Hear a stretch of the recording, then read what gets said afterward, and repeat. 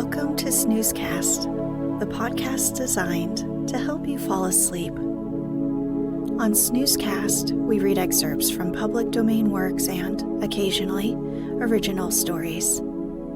Find us on snoozecast.com and follow us on social media and wherever you listen to podcasts. We'd like to thank our listeners, and we're so glad to help you fall asleep easier. If you enjoy our show, please write us a review on Apple Podcasts app or iTunes, even if that isn't how you usually listen to us, because it's the best way to help others find us. Also, share it with a friend. This episode is brought to you by Spiral Staircases.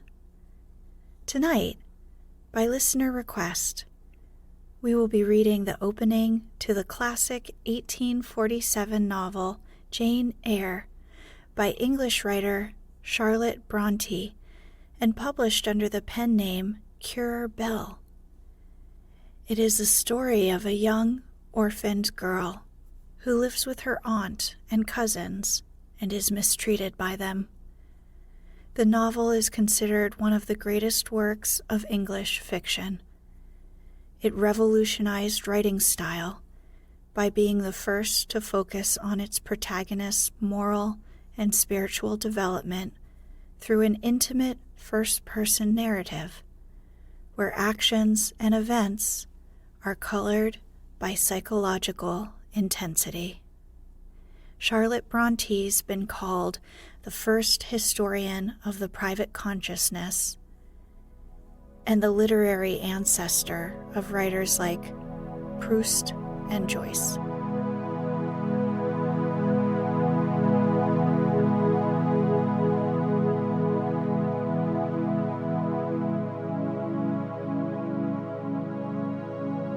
Let's get cozy. Close your eyes. Relax your body into the softness of your bed. Now, take a few deep breaths.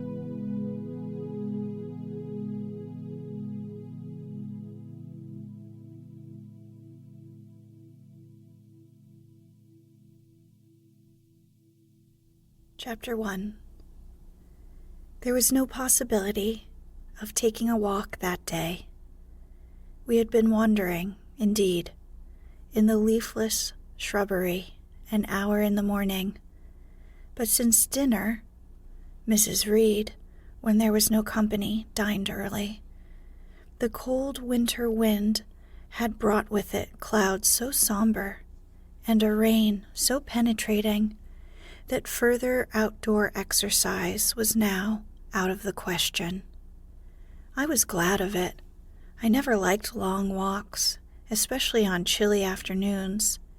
Dreadful to me was the coming home in the raw twilight, with nipped fingers and toes, and a heart saddened by the chidings of Bessie, the nurse, and humbled by the consciousness of my physical inferiority to Eliza, John, and Georgiana Reed. The said Eliza, John, and Georgiana were now clustered round their mamma in the drawing-room.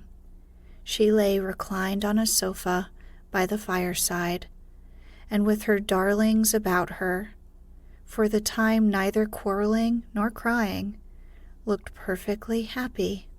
Me, she had dispensed from joining the group, saying she regretted to be under the necessity of keeping me at a distance, but that until she heard from Bessie, and could discover by her own observation that I was endeavoring in good earnest to acquire a more sociable and childlike disposition, a more attractive and sprightly manner, something lighter, franker, more natural, as it were.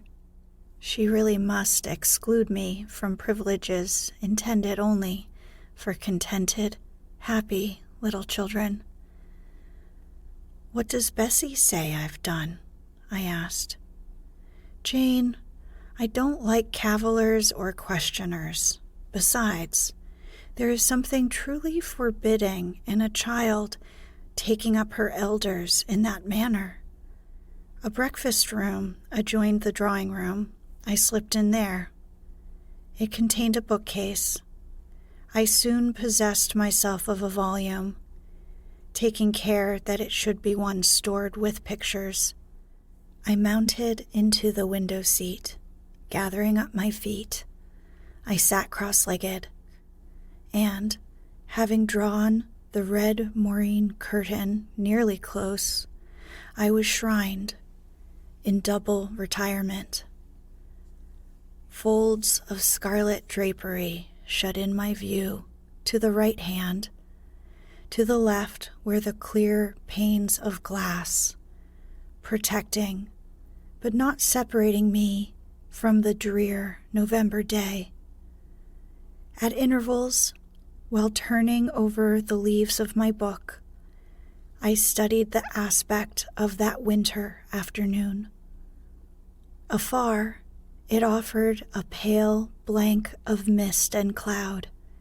Near, a scene of wet lawn and storm-beat shrub, with ceaseless rain sweeping away wildly before a long and lamentable blast.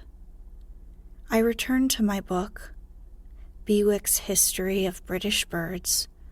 The letterpress thereof I cared little for, generally speaking, and yet there were certain introductory pages that, child as I was, I could not quite pass as a blank. They were those which treat of the haunts of seafowl, of the solitary rocks and promontories, by them only inhabited, of the coast of Norway, studded with isles from its southern extremity, the Lindness or Naze, to the North Cape, where the northern ocean in vast whirls boils round the naked, melancholy isles of farthest Thule, and the Atlantic surge pours in among the stormy Hebrides. Nor could I pass unnoticed the suggestion of the bleak shores of Lapland, Siberia, Spitsbergen, Nova Zembla, Iceland, Greenland, with the vast sweep of the Arctic zone, and those forlorn regions of dreary space, that reservoir of frost and snow, where firm fields of ice, the accumulation of centuries of winters, glazed in alpine heights above heights, surround the pole, and concentrate the multiplied rigors of extreme cold. Of these death-white realms I formed an idea of my own, shadowy, like all the half-comprehended notions that float dim through children's brains, but strangely impressive. The words in these introductory pages connected themselves with the succeeding vignettes and gave significance to the rock standing up alone in a sea of billow and spray, to the broken boat stranded on a desolate coast, to the cold and ghastly moon glancing through bars of cloud at a wreck just sinking. I cannot tell what sentiment haunted the quite solitary churchyard, with its inscribed headstone, its gate, its 2 trees, its low horizon, girdled by a broken wall, and its newly risen crescent, attesting the hour of eventide. The two ships becalmed on a torpid sea, I believed to be maritime phantoms. The fiend pinning down the thief's pack behind him, I passed over quickly. It was an object of terror.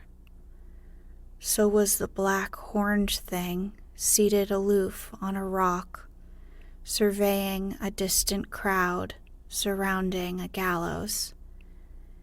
Each picture told a story, mysterious often to my undeveloped understanding and imperfect feelings, yet ever profoundly interesting as the tales Bessie sometimes narrated on winter evenings when she chanced to be in good humor, and when, having brought her ironing table to the nursery hearth, she allowed us to sit about it, and while she got up Mrs. Reed's lace frills and crimped her nightcap borders, fed our eager attention with passages of love and adventure taken from old fairy tales and other ballads, or, as at a later period I discovered, from the pages of Pamela and Henry, Earl of Moreland.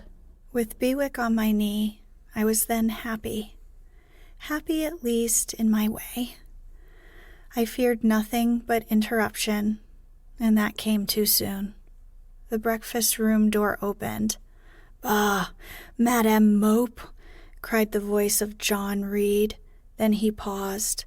He found the room apparently empty. "Where the dickens is she?" he continued. "Lizzie, Georgie," calling to his sisters, "Joan is not here. Tell Mamma she is run out into the rain, bad animal." It is well I drew the curtain, thought I, and I wished fervently he might not discover my hiding place, nor would John Reed have found it out himself. He was not quick either of vision or conception, but Eliza just put her head in at the door and said at once, "She's in the window seat, to be sure, Jack." And I came out immediately, for I trembled at the idea of being dragged forth by the said Jack. "What do you want?" I asked, with awkward diffidence. "Say, what do you want, Master Reed?" was the answer. "I want you to come here." And seating himself in an armchair, he intimated by a gesture that I was to approach and stand before him. John Reed was a schoolboy of 14 years old, 4 years older than I, for I was but 10, large and stout for his age, with a dingy and unwholesome skin, thick lineaments in a spacious visage, heavy limbs and large extremities. He gorged himself habitually at table, which made him bilious and gave him a dim and bleared eye and flabby cheeks. He ought now to have been at school, but his mamma had taken him home for a month or two on account of his delicate health. Mr. Miles, the master, affirmed that he would do very well if he had fewer cakes and sweetmeats sent home from him. But the mother's heart turned from an opinion so harsh, and inclined rather to the more refined idea that John's sallowness was owing to over-application and, perhaps, to pining after home. John had not much affection for his mother and sisters, and an antipathy to me. He bullied and punished me, not 2 or 3 times in the week, nor once or twice in the day, but continually. Every nerve I had feared him, and every morsel of flesh in my bones shrank when he came near. There were moments when I was bewildered by the terror he inspired, because I had no appeal whatever against either his menaces or his inflictions. The servants did not like to offend their young master by taking my part against him, and Mrs. Reed was blind and deaf on the subject. She never saw him strike or heard him abuse me, though he did both now and then in her very presence, more frequently, however, behind her back. Habitually obedient to John, I came up to his chair. He spent some 3 minutes in thrusting out his tongue at me as far as he could without damaging the roots. I knew he would soon strike, and while dreading the blow, I mused on the disgusting and ugly appearance of him who would presently deal it. I wonder if he read that notion in my face, for, all at once, without speaking, he struck suddenly and strongly. I tottered, and on regaining my equilibrium, retired back a step or two from his chair. "That is for your impudence in answering Mamma a while since," said he, "and for your sneaking way of getting behind curtains, and for the look you had in your eyes 2 minutes since, you rat." Accustomed to John Reed's abuse, I never had an idea of replying to it. My care was how to endure the blow which would certainly follow the insult. "What were you doing behind the curtain?" he asked. "I was reading." "Show the book." I returned to the window and fetched it thence. "You have no business to take our books. You are a dependent, Mamma says. You have no money. Your father left you none. You ought to beg, and not to live here with gentlemen's children like us, and eat the same meals we do, and wear clothes at our mamma's expense. Now, I'll teach you to rummage my bookshelves, for they are mine. All the house belongs to me, or will do in a few years. Go and stand by the door, out of the way of the mirror and windows." I did so, not at first aware what was his intention, but when I saw him lift and poise the book and stand in act to hurl it, I instinctively started aside with a cry of alarm. Not soon enough, however. The volume was flung.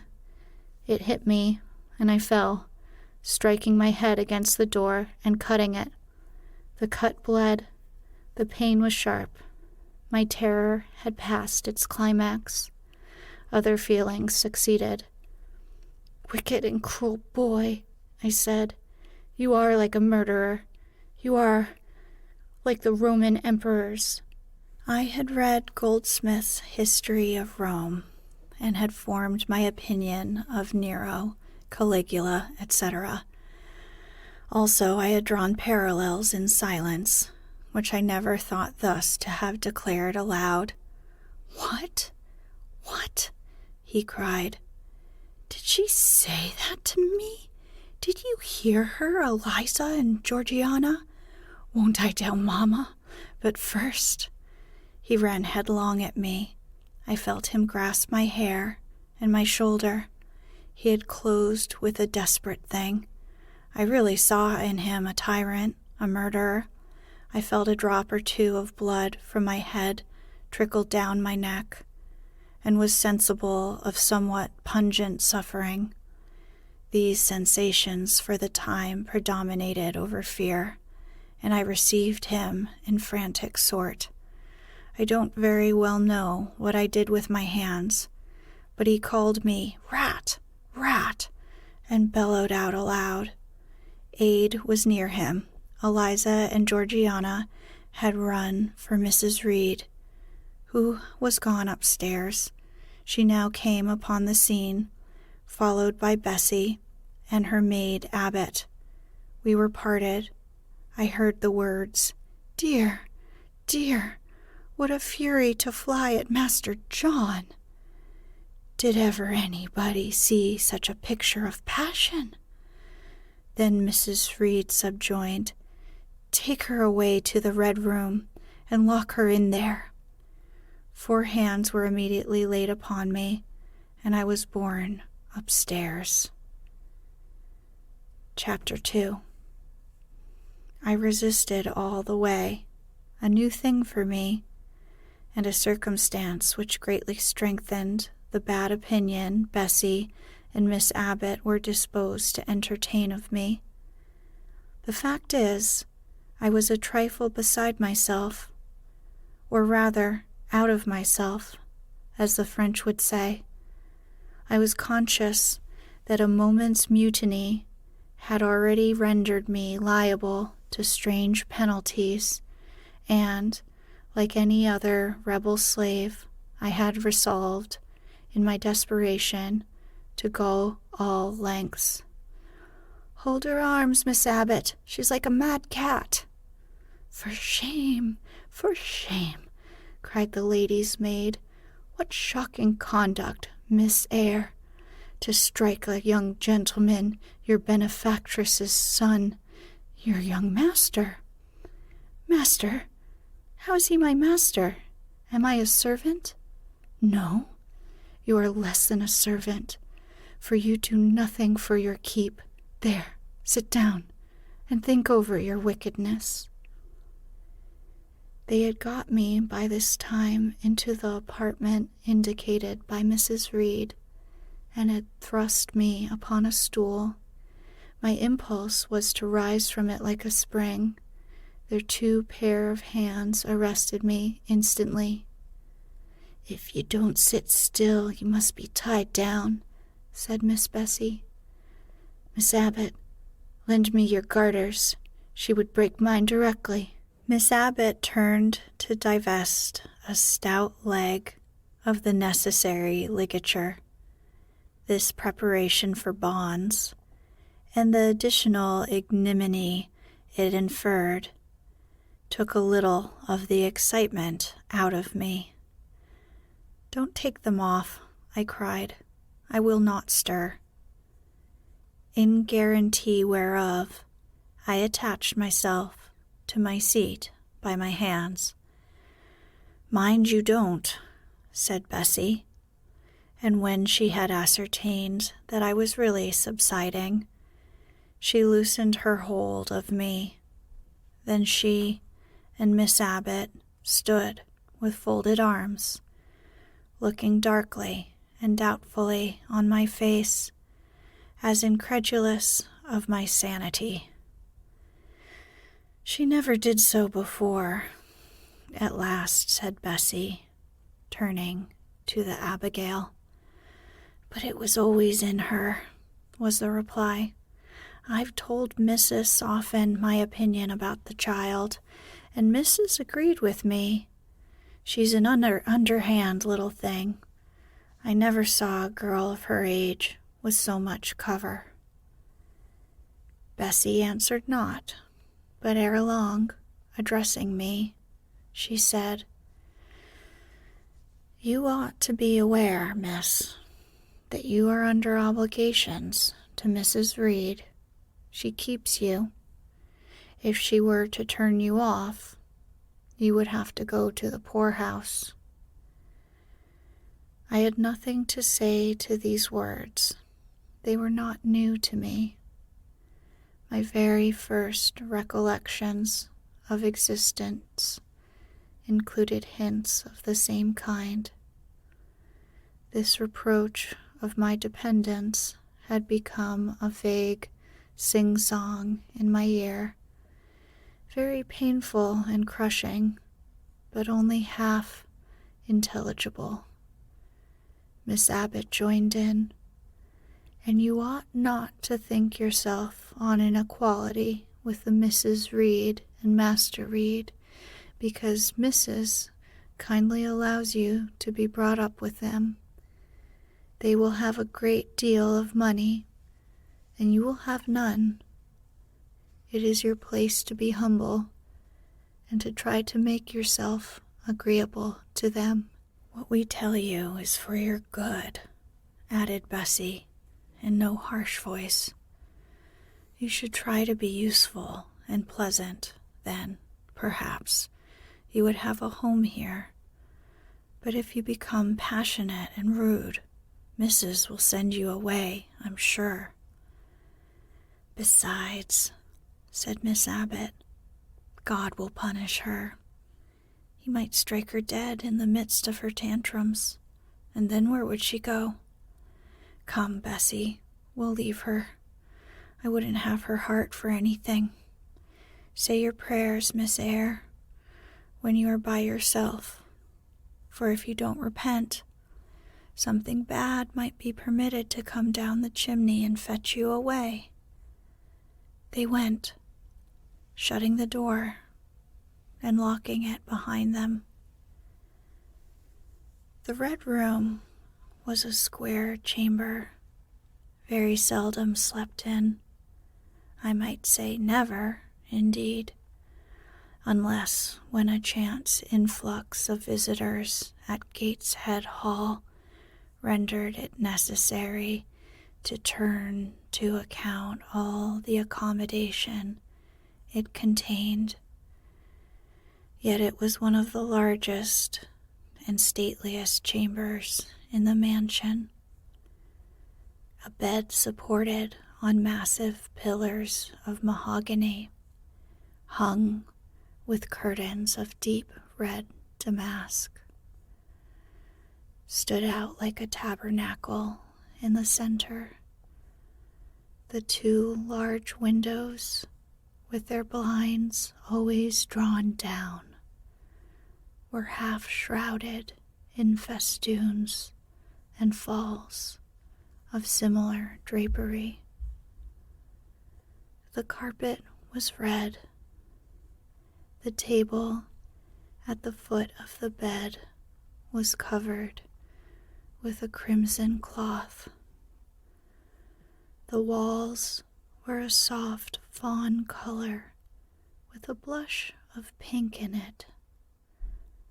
The wardrobe, the toilet table, the chairs were of darkly polished old mahogany.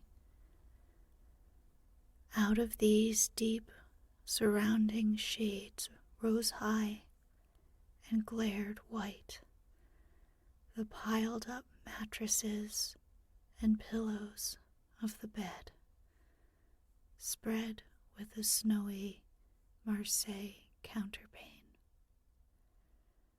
Scarcely less prominent was an ample cushioned easy chair near the head of the bed, also white with a footstool before it, and looking, as I